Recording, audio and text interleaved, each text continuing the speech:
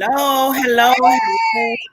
How are you? Hello, Facebook, YouTube, land. We are super excited. Sheila, I don't know if you can hear me. Facebook. It sounds like you're watching on your end. I'm echoing somewhere. Why? Are you watching it on something else? Oh wait, it's my YouTube thing. Let me see if it's still open. My YouTube is still open. Okay, all right. Well, good evening, everybody. Good evening. Good evening. I'm super excited to be in the chat box on this evening. As you know, my name is Jabrina Speaks, and I'm super excited to be in the chat box with this amazing woman. Listen, while you are joining us, go ahead, share, and like, because I promise you, her story is going to change your life. Also, let me go ahead and give my disclaimer on tonight. So last night I got my hair recurled, and I didn't comb out my take my pins out my curl yet, because I got an event. I got 2 events this weekend, so I just refuse to take them out right now. So no worries, my hair will not look like this by this weekend, but it's gonna look like this for this talk show on tonight. So again, I welcome you to the chat box, and my special guest tonight, is Miss Sheila Williams. Hey Sheila, how are you? Hey, hi everybody. I'm so excited to have you in the chat box with me on tonight. Listen, guys, we're about to get started. Go ahead, like, comment, and share this information, because I promise you this story is going to bless your life. This story is going to bless your life. And guess what? This woman of God, listen, her name is Sheila Williams, and her business is I Am Living with a Purpose. And so this is going to go hand in hand with the topic of the chat box. You know that the chat box topic is my pain, my progress, my purpose. And so tonight, hey Tina, how are you? Thank you for joining us on tonight. I'm blessed to have her talk about purpose and how her business all align with where God is taking her. So listen, go ahead, like, comment, and share. We are about to get started. Again, I have Miss Sheila Williams. She is a certified life coach. She's an educator. She is a published author. Hey, Serica, how you doing? Hey, guys. That's right. The chat box is on tonight. We want y'all to go ahead and share. Let us know that you're watching. But again, she's a published author. She's a hairstylist, and she is a hair product owner. But guess what? She is a woman that knows what pain is from multiple levels. She is a woman that took that pain and understood that there was a process and a progress that she had to go through, only to birth her purpose. So how are you doing this evening, Miss Sheila? I am doing amazing. I have been super excited about this, and I'm so thankful that you have me as your guest today. Thank you so much. Absolutely. And I'm also so happy about all the amazing things you are doing as well. Thank you. Listen, that's what we do around here. We both tag team off each other. So Sheila, we're about to start this conversation. I know before we got on, you mentioned, dang, I should have got some tissue. So that lets me know tonight is gonna get a little deep. But I have to do this because normally I do this outside before we go live, but because we're already live, I'm going to go ahead and pray, because I normally pray before we come on live, but because we're already on live, I know that the watchers would not mind a quick prayer really quick. So not at all. God, in the name of Jesus, we thank you for today, God. I ask that you continue to use me and my guest on tonight, Sheila Williams, for your glory, God. Allow her to give the words and knowledge that you will want your people to hear on tonight, that it will show somebody on tonight that their pain has purpose. It will allow them to see what God has done through her, to let them know that they're not alone in this season. God, I ask that you continue to cover us in your matchless name. In Jesus' name we pray, amen. Amen. So, yes. So Sheila, We're about to jump right in. We're about to, that's right, Tina. Listen, if you know me, you know I have to start everything with prayer. And so what I normally do is I pray with the guests before we come on live. But because we are already on live, y'all gonna get this prayer too on tonight. Somebody can use some prayer on tonight because I know I can always use prayer. So Sheila, you're in the chat box, and then we are talking about pain. And so, of course, if you guys know how this works, I have no idea what they're going to talk about on tonight. So, Sheila, wait, this is like the real live. Like I'm getting ready to hear what everybody else is getting ready to hear at the same time. So, Sheila, explain to us your pain that you've had to endure. I want to not go into everything that I went to, but go into something that is hitting society right now really hard that I had to deal with. And that was wanting to commit suicide. I was between the ages of 13 and 15, and I wrote my father a note that I had enough, that I wanted to end it all. I was tired of being abused, molested, raped, and by the people who were supposed to love me. And so it made me go into a shell, and my hiding place became under my bed. So when people would call me out in the house and say, "Where's she at? Where's she at?" I was under the bed hiding. Wow. And that became my safe haven. I knew that they wouldn't be able to find me because they're not gonna just go look under the bed. Who like really goes looking for their kids under the bed? Right, right. And I was so angry with everything that was going on, but I felt like it was easier to just give up. Wow. And that was no way to feel, but being that young. Oh, she says an echo. I don't know if it's still me. I don't. Does everybody hear echo, or is it just you, Tina? I'm not sure. Go ahead, and I'll see what she says. Go ahead. I was so hurt, and it made me a loner. I didn't want to be around people. I would retreat away from people. I didn't make a lot of friends, and the friends that I did make, I would latch on to them and their families because I didn't know growing up the true feeling of love.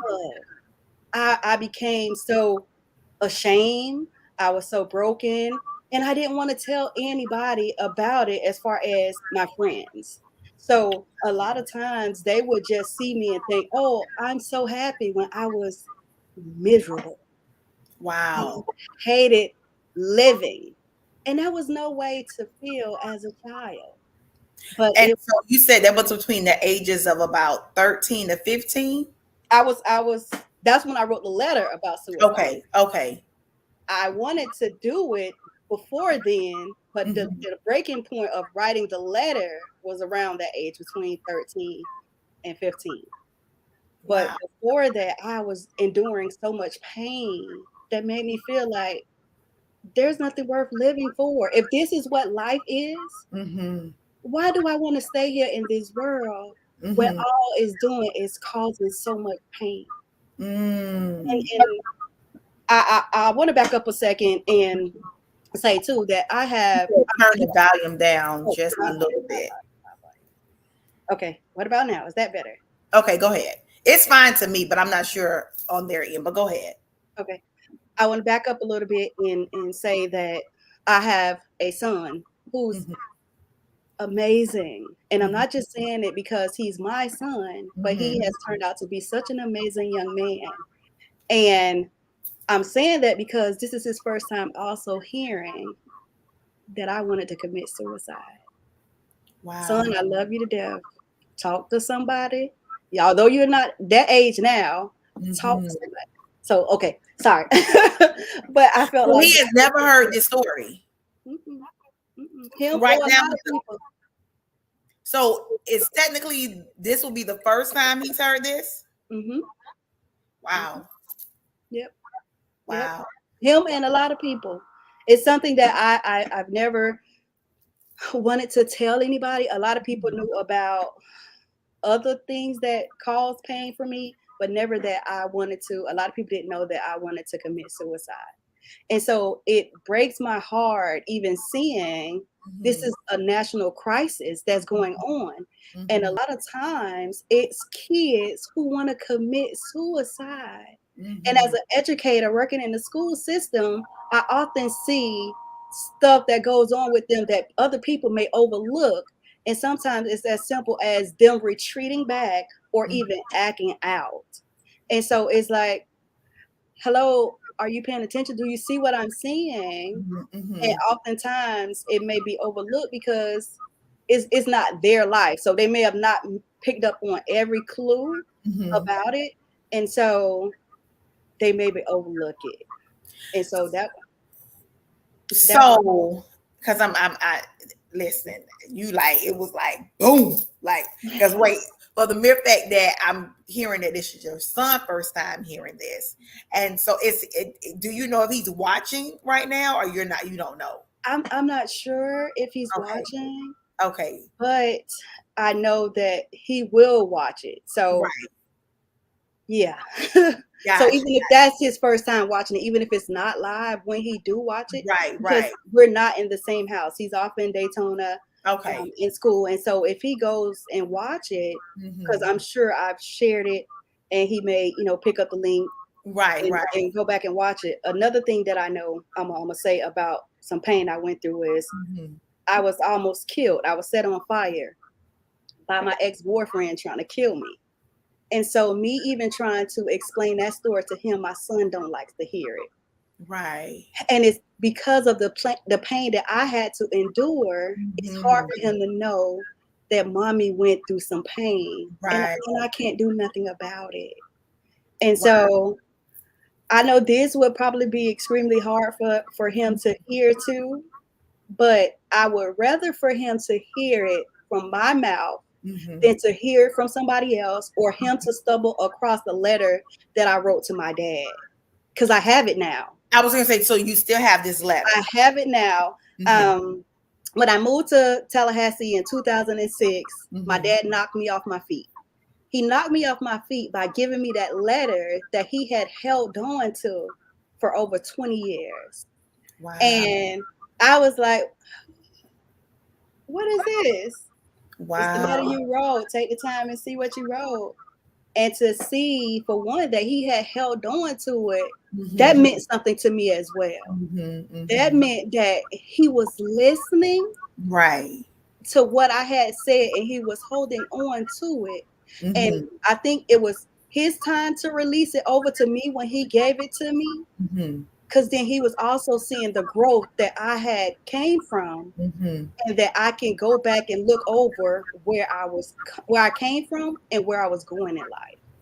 And so it was a breaking point, and this is also a releasing point for me as well, because I know how much I'm with the kids, and they need to also know that Miss Williams understands, and she don't have it all together. Right. None of us have it all together.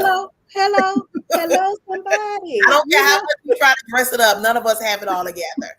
So just the FYI, I'm trying to bring it all back in. If you're just joining us, Sheila Williams has just shared some of her pain with us. But the one that you dropped first was that you wanted to commit suicide in your teenage years. Yes. And that you wrote a letter to your father, just kind of letting him know that you were done with life.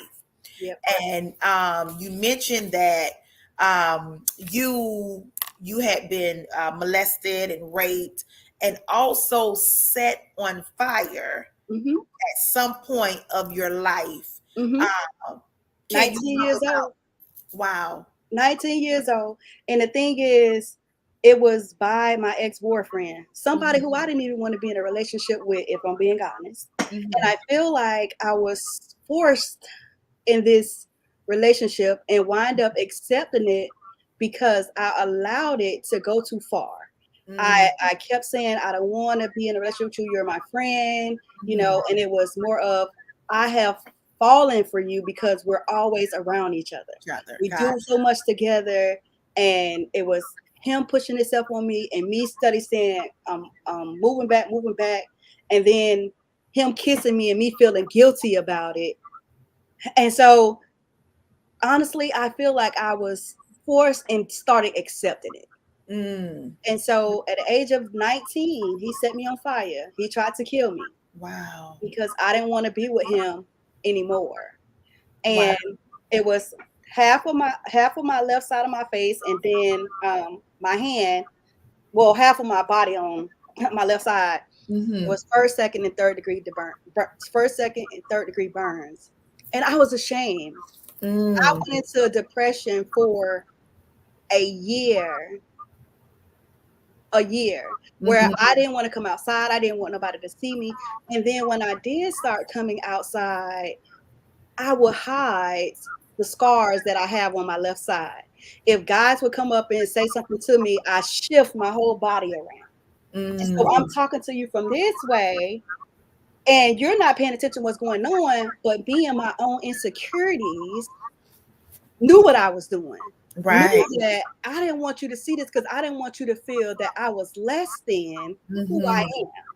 And so that was hard for me to even deal with, because even my grandma, her first time even seeing me days after the hospital, seeing me burnt up left side, and she boo-hoo cried. From the time she walked to the car, she boo-hoo cried. And I had to go to therapy and whirlpool and stuff, and part of it didn't heal because I had to stop going to therapy because I was still in fear of my life. So he went on the run from the police. And so he would watch me and my cousin, who would take me to therapy, and call her phone and say, I could have killed y'all today. He would say what we had on, each one of us. So that let me know that, oh yeah, he definitely was somewhere lurking, watching us.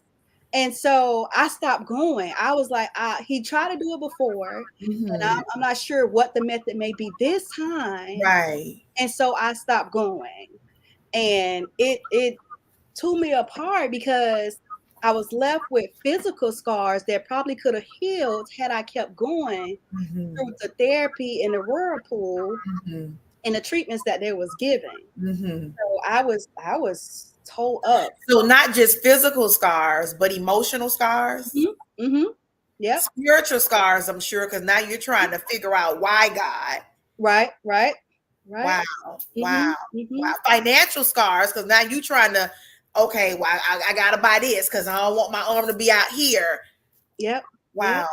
It was horrible. It was horrible. It was living in a nightmare daily, looking at yourself, or even when it was happening, watching my skin fall off as I'm set on fire. Because what he did was he dashed me with alcohol first. And I'm looking like, what is this fool doing? Like I had already said I didn't want anything to do with him at least 2 weeks prior. And so I was avoiding him. And how he got me was he had his mom to come to my door, which I was back at my mom's house, and he had her come to the door. She was once best friends with my mom. So that's how we even got connected together. Right. Okay. Because of their relationship, then I started knowing him. And so he had her knock on the door while he was in hiding. And so I opened the door. So the mom was in on it?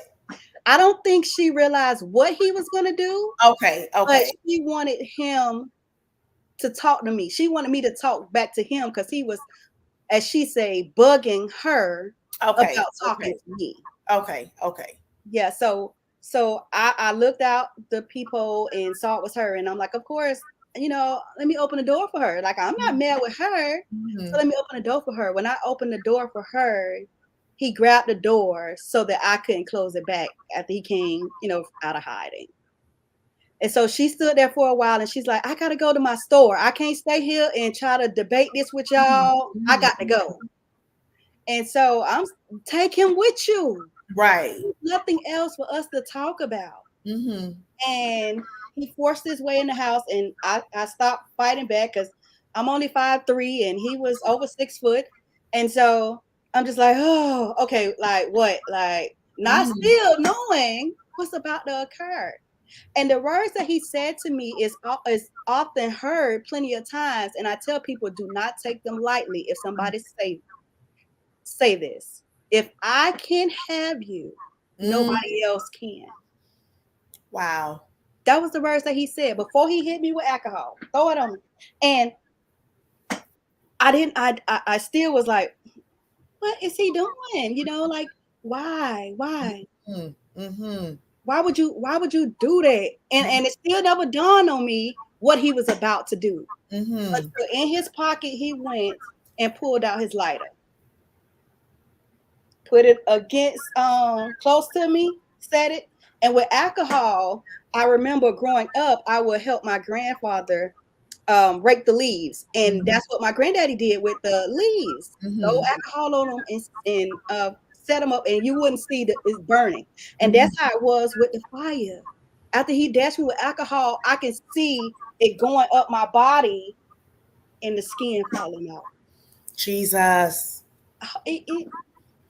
My God. Jesus. It's terrible. The same person who tried to kill me happened to be the one who saved my life, because he put a fire out after he let me burn some. And I think it was more so of panic too. And he went ahead and put the fire out. And his words to me then was, I'm going to take you to the hospital, and you better not tell them. You better not tell them what I did, because when we walk in, there's going to be one police officer by the door. And before he can save you, I'll kill you right there. Jesus. And if you've been to Hollywood Memorial before, when you walk in there, it was one police officer, right? And then I think about it, I don't even know if it was police, it was security. Right. Security, one right there at the door. Wow. And so seeing that, me set on fire, I'm wrapped up in blanket, me set on fire, and seeing that when I walk in, I was terrified, because I'm like, I don't know if he's gonna kill me right here and with these people, because he already didn't put the fear right with how many people gonna be right there. And of course, that's exactly what it is. One person when we get there. So they take us back, and I tried to clue in the nurse over her head. And and I'm like, all this eye contact. Right. Blank twice. It's him. And I say, like, he's right here over the bed, right here, with his arm. And that should have been a red flag as well. Yes. It should have been a red flag to let her know, like, why is he this close? I understand somebody being hurt and someone being concerned for them. But he's trying to, like, yeah. Yes. And he's watching as I say everything to you. And so I'm still like, with my eyes to her, like, it's him who did this. Right. And so I made up a story. And the story was, I knocked over a candle next to the bed, and the alcohol was open, and it set everything on fire. That was a lie I told my family for a while, before I came out and told the truth. Because for days later, he still stuck by me. He went in the bathroom with me. He walked back in the room with me. Everywhere I would go, he was right there. You ain't calling nobody. Wow. You ain't. It was days before I told the police what happened. I was terrified, because I'm like, is he going to do this again? Right. You know, and most of the time, my mom would be gone from work. I'm at her house, she's gone from work. And so I'm in the house most of the time by myself. Right. And so I'm in the room that I'm in at her house, and nobody usually is not in there either. It's just me. Right. And so with the door closed, my mama coming through the door and walk past the door. Hey, keep going. If I say, hey, yeah, that's it. Ain't no I'm opening the door. What you doing here? Who in here? That wasn't my mom. So it made me angry at her and my dad, because I felt like they were supposed to be protecting me. And where was my protection when I needed it most? And so that put me into depression. And this was after 19. This was 19.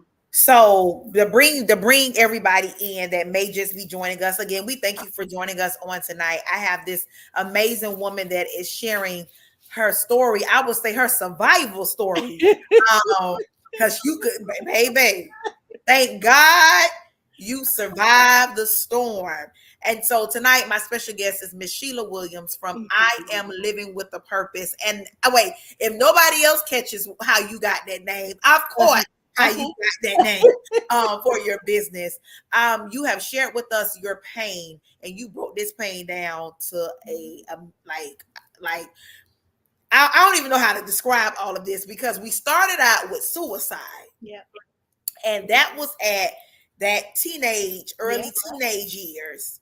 Only to, you said that even what led to the suicide was having trauma growing up, whether it was from molestation or whatever it was. So it led you to suicide, suicidal thoughts. And you said you wrote a letter to your dad saying, this is going to be the end of all of this. I'm done. Right. Only to live past that, get to 19 and be set afire, which will bring back, and you could tell me if I'm wrong, possibly the suicide thoughts again. Because you like, I could have ended it back then and not have to go through this. Hello. So you have to get here to go through this. So now I'm not just emotionally torn, but now I'm physically torn, I'm mentally torn, and I'm trying to figure out, how did I get all of this to happen to me? Right. Wow. Yep.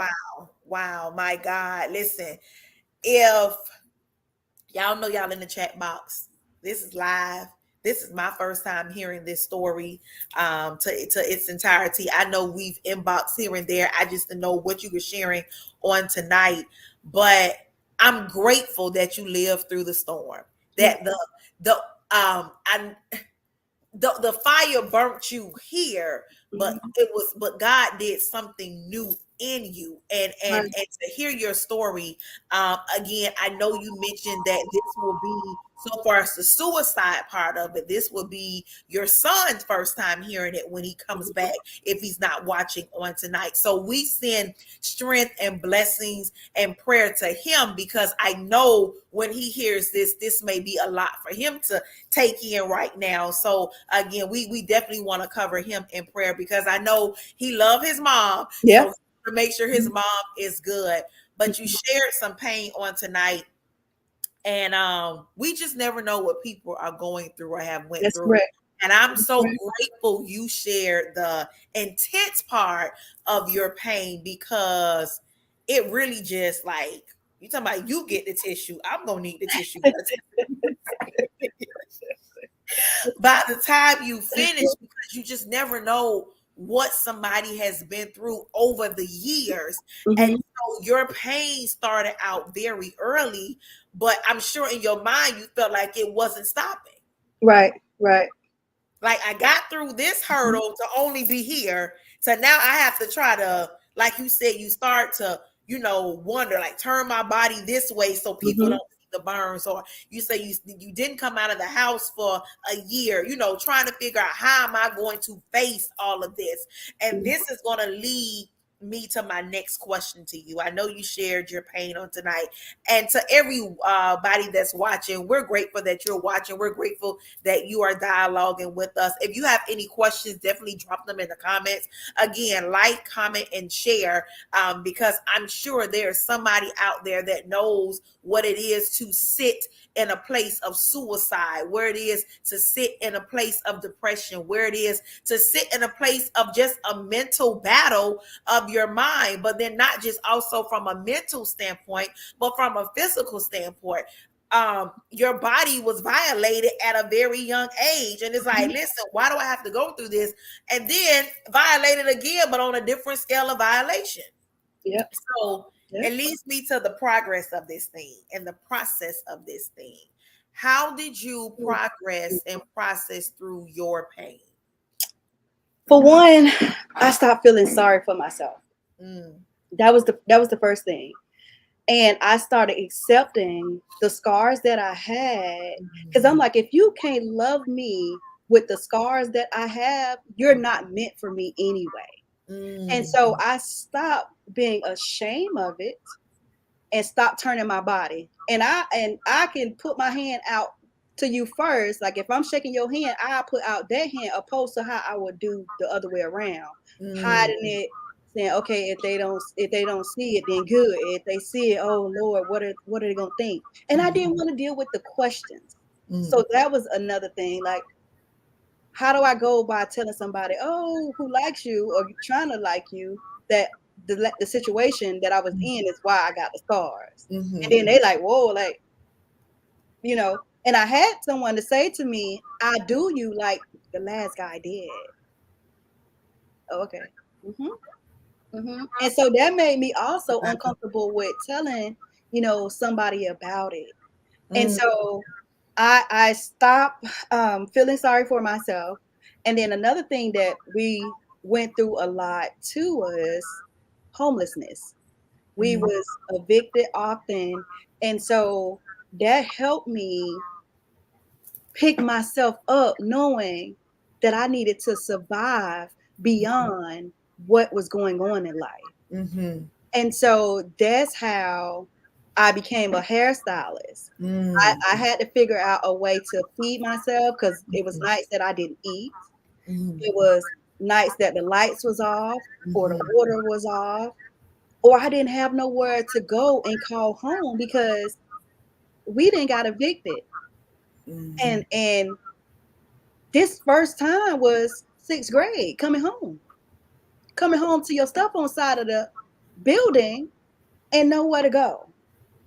And so it made me so much stronger, and it made me provide for my son in a different way.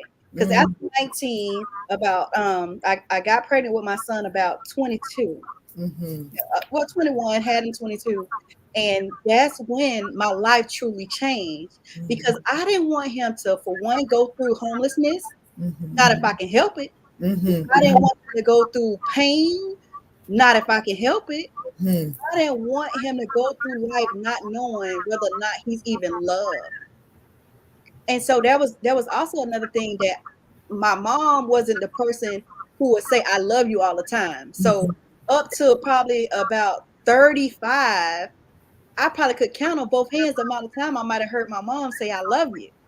And so I was like, I gotta tell my son this. I tell my son, and like almost every day is something that I used to tell him while he was in the house. Like, I love you, I love you, I love you, multiple times a day, because I wanted him to know and I wanted him to feel love. Right. And not to cut you off, but I'm grateful listening to your story that you understood the breaking of generational curses. Ooh, yes, ma'am. Yes, ma'am. Because even if you didn't have the full foundation, you understood I didn't want my son, my child, to go through what I've been through. Like you said, if I knew what it felt like in middle school to come home to no home, I'd be got dog if I let my son understand that. And so just listening to you talk lets me know that you understood the concept, the idea, the whatever you want to call it, that this stops with me. I am going to do everything possible where he will not, as long as I got breath in my body, and that God will align it to happen that way. He won't have to go through what I've been through. Exactly. I'm just listening to you talk. I'm like, you were breaking those curses. I was like I didn't hear my mom say I love you, so I know I'm gonna say it when God has granted me this first baby, and I have to tell him that every day. He's never going to say, my mom didn't love me. My mom. So it's a blessing to know that wherever the prayers came from, because one thing I know for sure, God prayers don't ever go unanswered. No. They could have been your generational prayers, your lineage prayers that covered you where you are now. So I'm glad to hear that you understood. Like, no, this ain't happening. Like, okay, God, you're gonna have to let me use my hands so I can get to where I need to be. So I just had to say that real quick because you talking about the things that you just refuse to do.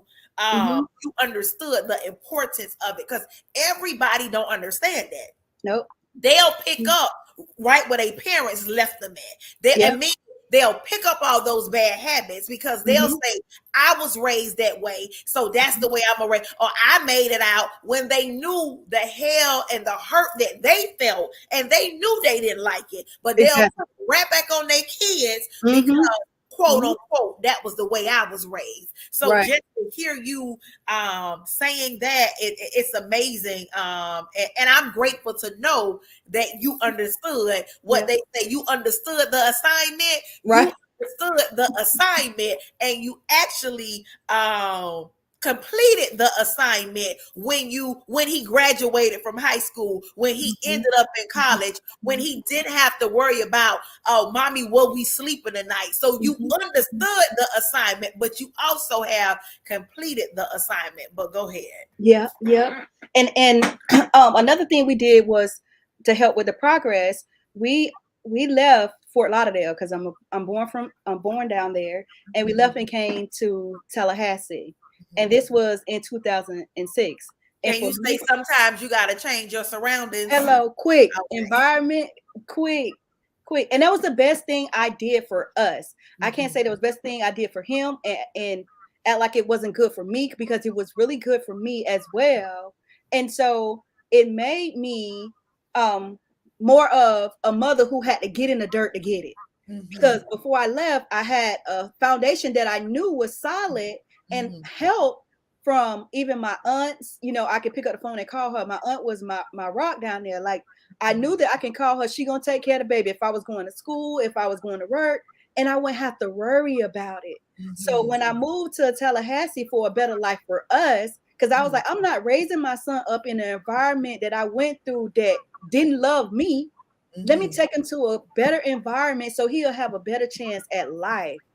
So that I could have a better chance at life. Because where I'm going right now, going just to work day in and day out, I'm not doing absolutely nothing. And that's not enough for me.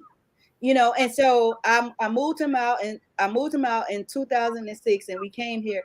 And in the beginning, it was extremely hard. I moved out. We came with one bag with clothing in a car, a rental car at that, because my car broke down a couple of days. We came in a rental car, a car seat, and one TV. And that's all we had. And I put everything I had from my apartment inside the road and say, I'm doing it. This is it. If I don't like it, I can go back a year later. And I'm still here. And it's 16 years. Wow. July 5th will make 16 years that we've been here. Well, I be here because now he's in school. And it was the best thing. It was the best thing that we did. So it helped me understood that you don't have to stay where you at, a place of brokenness. You don't have to align yourself with people who you see not going nowhere, not trying to do nothing, and who don't encourage you to do nothing. And so I had to move out of that environment and move out my own way. Because that was something I was doing. I was continuing to get in my own way and say, well, I'm sad today. I don't want to do nothing. I'm going to just stay in the house and be depressed. What you going to get out of that? Besides some hurt feelings and want to stay in that mode. And the depression is hard on anybody. And so I said, I got to get out and do something. I got to start changing the way I look at life and changing my perspective of how I do stuff. So I refuse to take him through what I went through, and I refuse to allow myself to go back to where I once was. Yes, that's good. It wasn't a good feeling, and it only caused me pain of reflecting back on what I went through and feeling like my worth is worthless. Like I'm worthless. Like I've been through so much. Like what's gonna happen next? What's gonna happen next is that fire that he put in me, not knowing when he was setting me on fire. I'm gonna scorch the ground with it and turn my life around. I dropped out of high school, but I can say now took my run back after I had my son. And Mhm. not only was I a high school dropout, I ain't want to go to school. I want to think about nothing, but I got a college degree now. And so Yes. it made me turn everything around when I had him. Life was no longer about me. Jesus. Why am I take him through that? He didn't, it was an awful feeling. It was horrible. And Wow. although I didn't force him even to go to college now. He Mhm. decided on his own. He decided at the last minute. He talked about going for so long, Mhm. and then he said, "I was fussing in the house." Somebody, you was fussing, and that wasn't even me who had messed up. It was. He said, "Everybody else come here. You bring all these people in to stay with us, taking care of them, and they don't clean up, and I get fussed at too." So when you went to fussing that day, I'm going on to college. Right. And Wow. it worked out. It worked out, and Yes. he absolutely loves it now. He's currently at Daytona State and he loves it. Wake up every day and say, I'm ready to go. Amen. And I enjoy what I'm doing now. And so I say that's what life is about. You learn what it is that you like and you move forward into making yourself happy. That's And good. so even working at the schools, I'm Mama Williams. Mhm. Some of the kids call me auntie. And the feeling that makes me feel so good is not one set of race. It's not one set of kids. It's not boys. It's not just boys and it's not just girls. It's Mhm. everybody. I can walk those hallways and Mhm. somebody gonna say, hey, mom. My son was a little jealous in the beginning now. He was a little jealous. And then when my brother came to live with us and he went to the school, he was a little jealous too. Like, where you was? Where you been? What you talking about, mom? They ain't your mama? you know? And so it was like, y'all calm down because Mhm. you never know the love that they may be receiving at home or lack of. And Yeah. so it makes me proud to know that they see me as the mom figure Mhm. even at the school. And so I'm checking. Hey, how your class is going? Mhm. What a report card at on report card day. Right. you know. And on my lunch period, I sit and talk to them about teen summits we gonna host, about opening a business of their own, because that's something I'm working on launching soon, a Mhm. business academy for kids. And so it helps me. I get excited.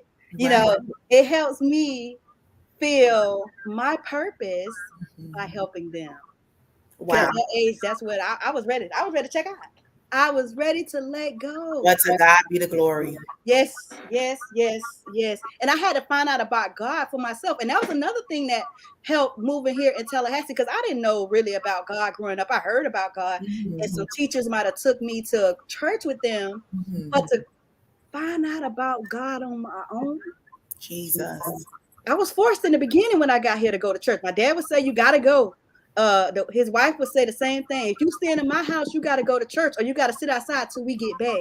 And I used to hate it. I used to, man, nobody want to go to no church or be forced to go to church.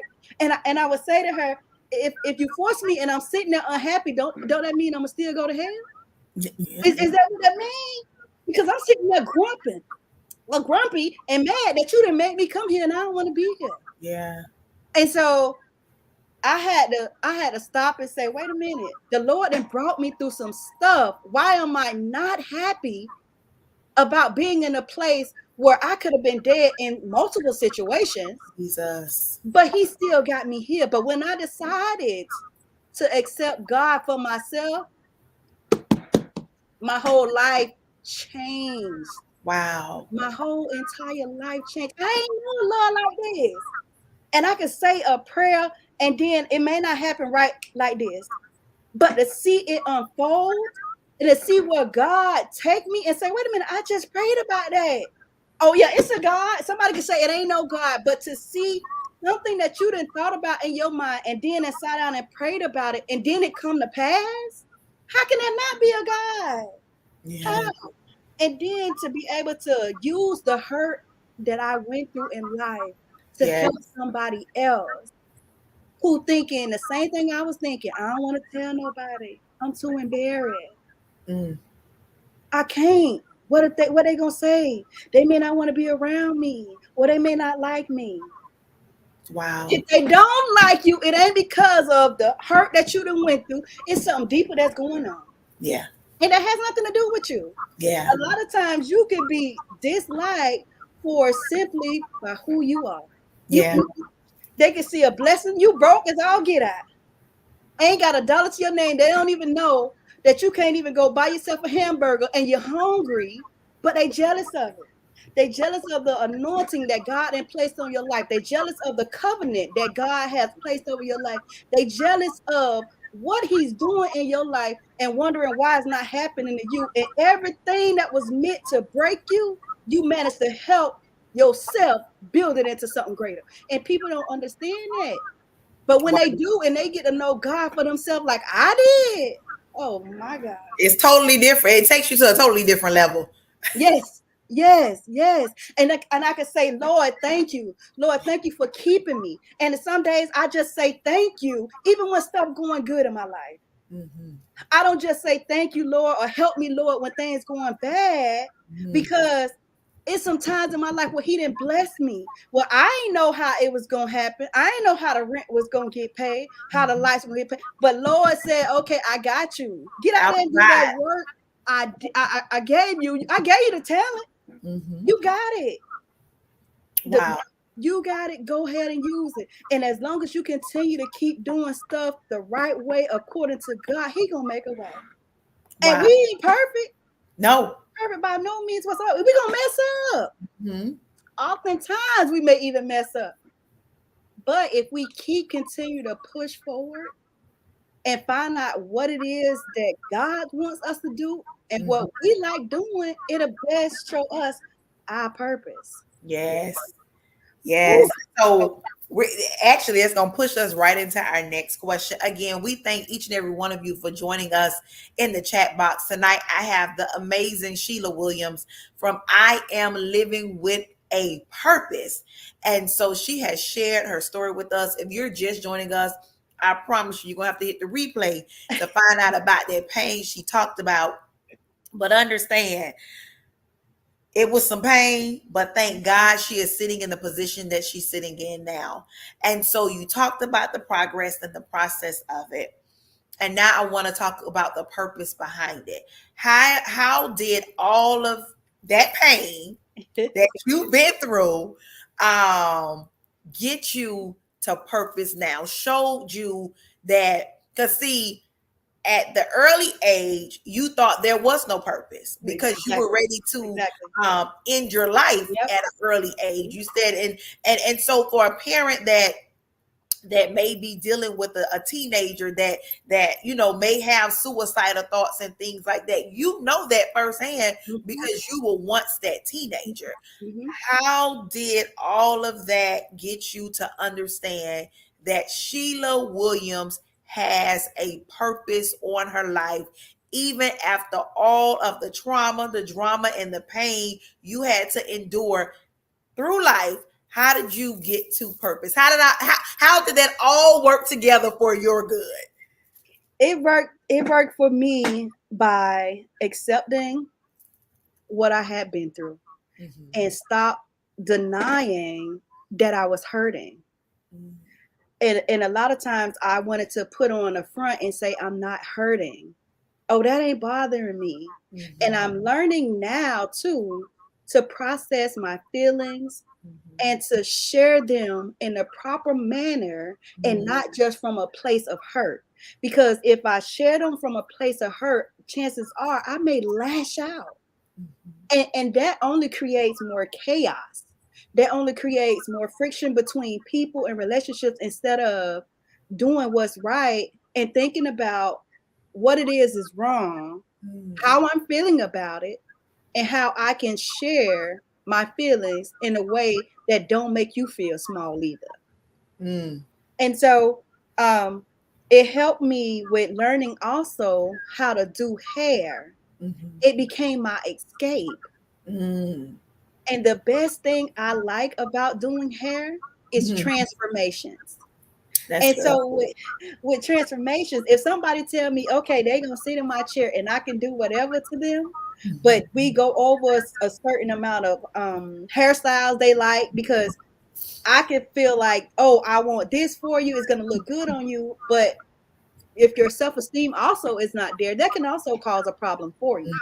So if you're struggling with, oh, I feel like my face is so fat that I can't wear this, and I'm telling you this style for your face shape is the better look for you, we may have some disconnect. And so I do something to your hair, I may send you in the opposite direction of where you try to go. And that was to pick yourself up. Right. And so that's what to me hair is, a pick me up. Because when we feel good and we look good, yeah, we stepping out. We stepping out. Yeah, that's why when I take these pins out on we is stepping. the pin's still in. If y'all wonder why my hair look like this, the pin's still in. Yeah, we feel better. And so that has opened so many doors for me to do stuff in this life. And it opened a door for me to speak and tell my story in Washington with 3,000 women in attendance. And so it came from me simply saying, I did someone's hair, and the lady said, well, who did your hair? She was one of the people on the committee. And so we started talking. Oh, there go my son. Sorry, hi. Which one's your son? It's the one that say lethal. Oh, hi.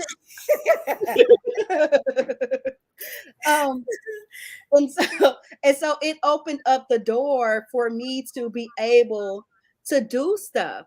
And so it started off with conversations about hair, and that conversation has led to me explaining something that I'm doing locally, and it's opened the door for me to go speak to youth before and be able to even volunteer my services for somebody who's less fortunate.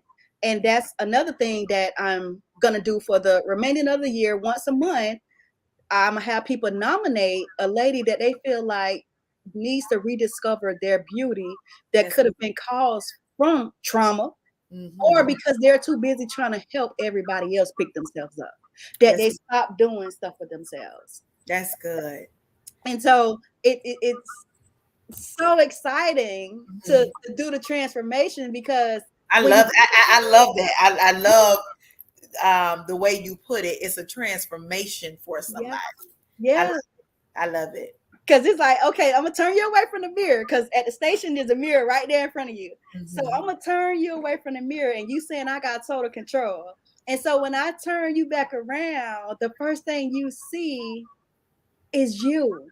What you have lost over some years, because somebody else might have took it away from you and told you you're nothing. Wow. You know, and you don't deserve this, or you don't need this, or you can't have this. And so it's a self-esteem builder as well. And so when they smile, I'm smiling. I think I be smiling more than them. I'm like, oh yes. Wow. And so I love it. I absolutely love it. And because I've done hair for 20 plus years now, that's why it was also important for me to start the hair care line with the shampoo and conditioner, and that's, you know, this behind me. And I absolutely firsthand like people to have healthy hair. And so that is important to me, because it also is a part of self-esteem too, because if without medical problems, if you putting weaves in your hair and it's breaking your hair off, or you got patches here and it's not alopecia related, you know, a lot of times you don't take care of your hair. You just simply throw some weed on it, cover it up, and keep it going. Right. But if you start taking more proper care of your hair, then it's like, okay, I wear my hair out. It's healthier now, and getting with a stylist who cares about you and your hair, and not just about the money. And I'm one of those people, I don't care about the money more than I care about taking care of your hair. Yes. Because if I take care of you and your hair, then you're going to take care of the pocketbook. You're going to pay. Right. You're going to come back. You're going to pay. Right. Yeah, you're going to come back, and you're going to tell somebody about it. And another thing I don't like, too, is having multiple people in there waiting around to get their hair done. And I can only work on one person or two max at one time, because I feel like that's a disrespect to you as well. And our time is valuable because I'm trying to gain you for retention. I want this to be an ongoing relationship between us. And so if something going on in my life, they're supporting me. Something going on in your life, I'm there supporting you, because we didn't build a rapport with each other. Yes. And so that's how I became an educator as well, from one of my clients saying, you know what, you will be good at the school. And I'm like, who gonna do what? Right. Who gonna do what? And my son didn't want me to do it in the beginning. Wow. Don't come work. And it broke my heart at first until I understood why he felt like he didn't want me there. And he was like, these kids be disrespectful. Right. And I'm like, oh, okay. Because I was wondering, now you praying against me and I'm praying against you. Right. And so it was him saying, your baby said the kid's crazy. I didn't understand it. And he can tell you as well, the kids asked him, he was getting tired of them asking him what class mama at, where she at on campus, where my Williams at. Right. And he'll be like, man, them jits looking for you. Hey, I'm gonna make you laugh. So you became Miss Beasley where you are. Yeah, okay. To make a difference, right? Right, to make a difference. So that is so good. Listen, your story of tonight, it blessed me. I'm sure it blessed the multiple viewers that are watching or that will come back and watch. If you could, this is probably a two-part question. Let me see how I'm gonna word it up. Okay. If you could tell a parent, being that the things that you've been through at a young age, and then having your parents, if you could tell a parent that that has a child that may be going through what you had been through in that early part of life, if you could give them some word of advice, what would it be? The second question is, as we are wrapping up our conversation on tonight in the chat box, what is one thing you will want to leave the full audience with? Okay. The first thing with the parent, I would tell the parent to not give up, to find out the root of the problem. And once you find out the root of the problem, because a lot of time we as parents, we don't fully listen to what the kids are saying, because we think we have figured it out, that we know whatever it is they're going to say because we know them. And knowing them by what they may do around the house technically ain't really knowing them. Do you know the color they like, what they like to wear? You may know what they like to eat because you feeding it. And some of the times they may not really like that, but they eating it because they hungry. I would say get to know them.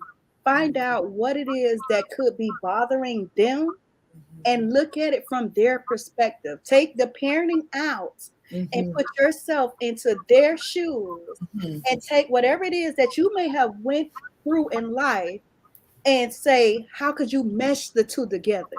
So if it's, say for instance, you would try to talk to your parent and they would turn a deaf ear to you, how did it make you feel? So if you reverse it and put yourself in their shoes to find out what it is that's going on with them, then you could better understand it. Because if you knew they wasn't listening, because not everybody has two parents in the household, or the one parent that's in the household listening all the time, because a lot of times that one parent is trying to make it. They're trying to work and provide for their house. And so a lot of times they may have to be away from the house, don't get as much time as they would like with the kids to know them on a deeper level than the surface. And pay attention to the signs, because a lot of times when kids are going through stuff, their behavior shifts. And every day I came to class and I'm doing good. I'm paying attention to all the assignments. And then all of a sudden I come to class, I don't do nothing. I'm giving you attitude. You saying, hey, do your work. And no, I don't want to do it. something is going on deeper. That's the same thing oftentimes at home. If you watch the behavior and you see them constantly doing some of the same things, and all of a sudden they shift, something going on. Yeah. Yeah, Yeah. it could be the people they didn't got around. They could be having peer pressure because someone is trying to force them to do something that they may not want to do, but they want to act like it's cool because they want to be considered as cool. Right. So don't turn a deaf ear to a situation that could be worked out for the greater good of both of y'all. Mm-hmm. So that's what I would say to, a parent. Because I'm gonna add one thing that my son shocked me about, and my son was one who was into sports heavy, and so one particular time I remember going to a basketball game that he had, and all of the boys was going to a different gym. He paid AAU, and they would travel around, and so all the kids from the team was mainly jumping on the back of the pickup truck, one of the assistant coaches pickup truck to ride over, and he said, "Mom, can I ride with you instead of getting on a pickup truck?" And so in my head, I'm like, boy, you so spoiled. Like, when you going over there with the other boys, you just trying to get in here and suck up their AC. Right. He stopped me in my tracks because he said to me, "Ma, it's not that. Ma, there's no seatbelt on the back of the truck. And I just lost my friend Wow. to a car accident. He didn't have a seatbelt on. He was ejected from the car. And Wow. I'm just trying to be safe." Wow. Jabrina knocked me off, and I said, "I'm so sorry," because we just went to the boy funeral a Right. couple days before. Right. I went to the school when I got the call. One of the worst feelings of walking on campus, because the little boy was a phenomenal young man, and so walking on campus and seeing all the mourning going on, and going in the gym because the boy also played on the basketball team. Going in the gym and seeing all of them hurting. Wow. And me not thinking about that, I'm just thinking he's trying to act spoiled. Wow. And the boy was thinking about safety, and I'm saying over here, like, boy, get your spoils around. But thank God, because God will show you your children to get you in order. So thank God you saw that, and he was aware of that. You know what I'm saying? I know another young man that passed away the same way down this way.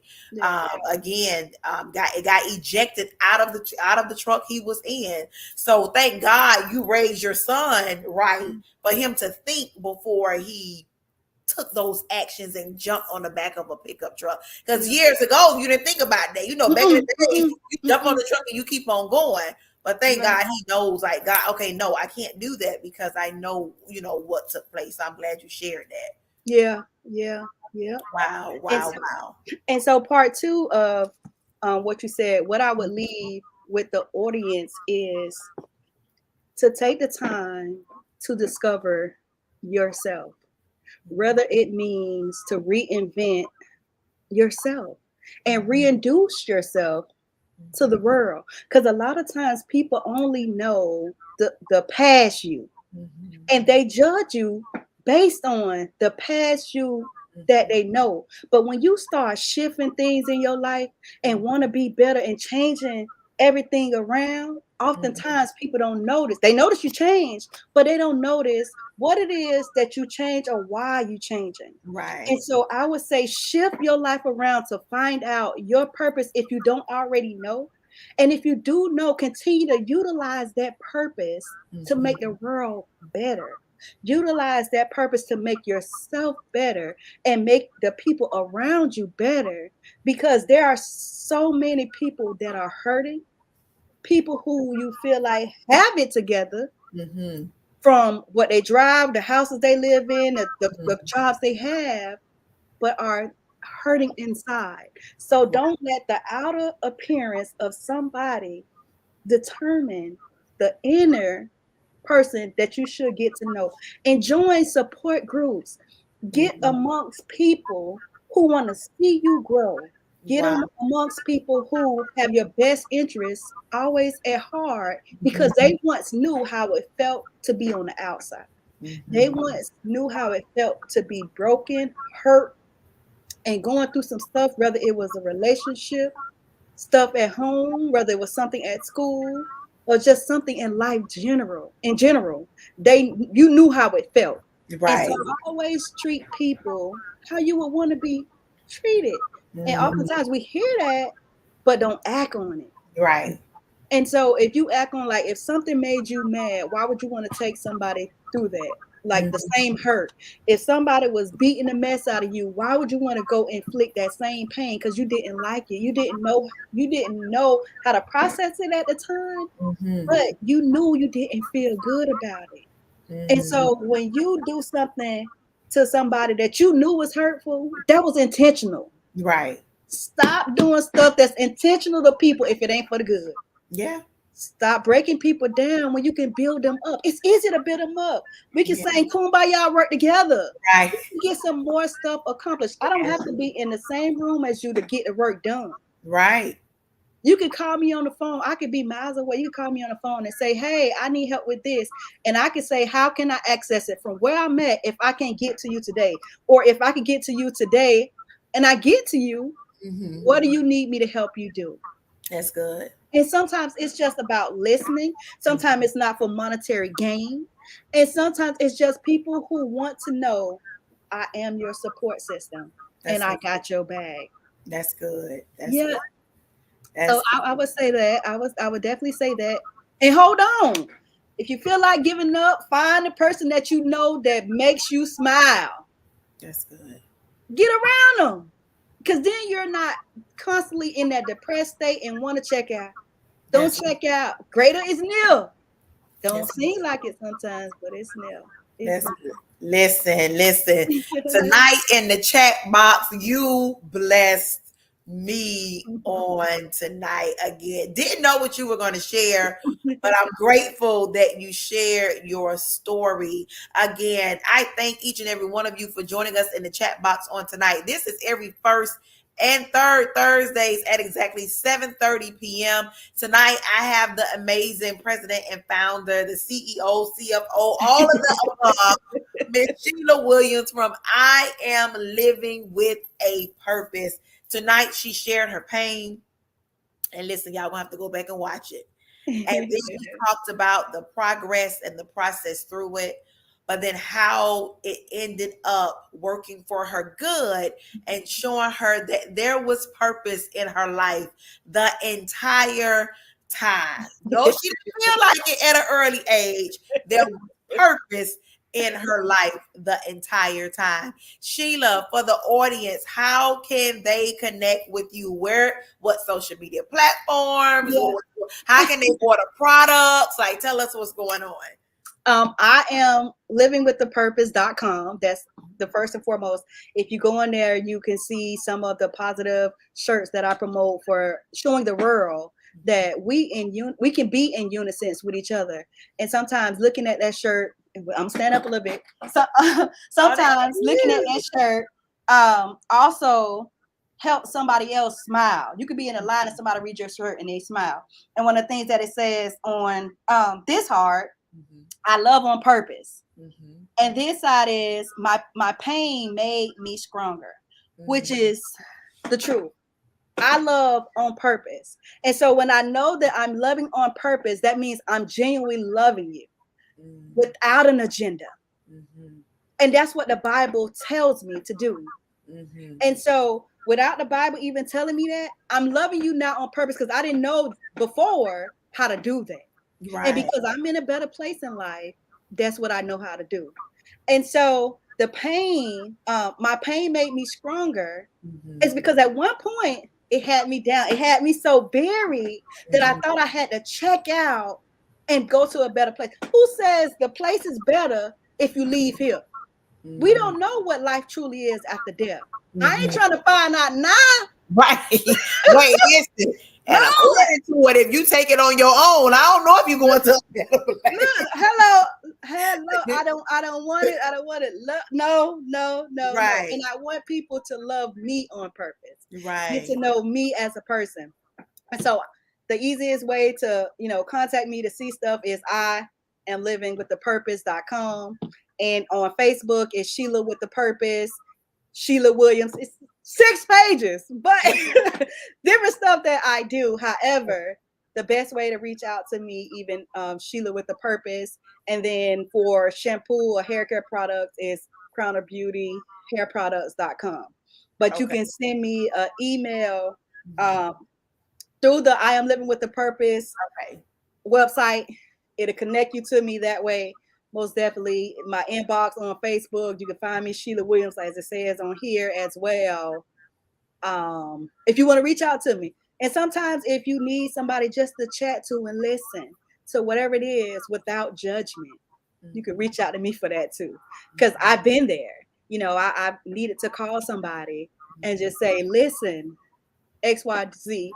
And I'm so thankful for, you know, my best friend, Tamara, which you also know, for always listening. And so she knows more than a lot of people some of the stuff that I had to go through firsthand because she was watching, you know. And I didn't know that she would see so much stuff until our adult years. And she would say, I hated seeing you go through. And I was like, you Wow. saw it? Wow. Yeah. And I didn't like how you was being treated. And I Wow. was still like, you saw it, like shocked that she saw it. And she's also been the godmother to my son.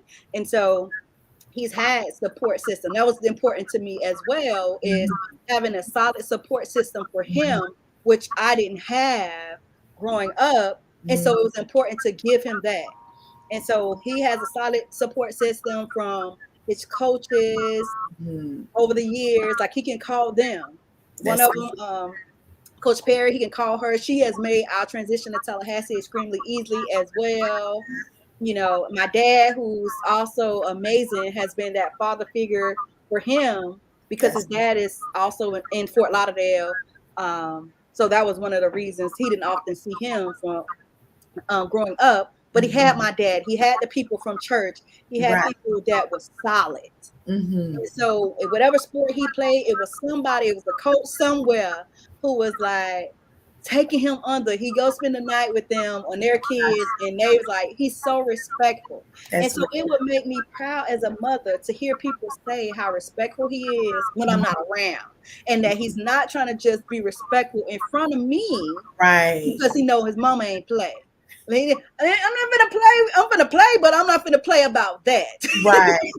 Right. And so I'm so thankful for the village that I have for him now, and I'm thankful for the support that I have as an adult that I didn't receive when I was younger. Because had I probably had the support then, I might have didn't want to commit suicide. But everything happens for a reason. I don't know, you know.